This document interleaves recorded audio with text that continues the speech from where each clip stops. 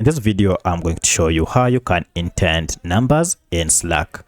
If you find this video helpful, I'll kindly request that you support me by liking the video and also by subscribing to this channel. Alright, so if you want to go ahead and present a list of items or names in number format, then it is pretty simple. All you need to do is to go ahead and write your list, and to go to the next line, go ahead and press down shift and then hit on enter.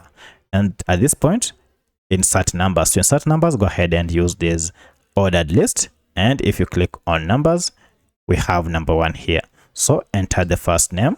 Now the problem is, if I go ahead and click on enter, it will send the message, but it will not go to the next number. To go to the next number, just go ahead and press down shift on your keyboard and then press on enter, and this will add number 2. So enter the name again. To go to the third one, press down shift and then enter, and this will go ahead and add the list in that order.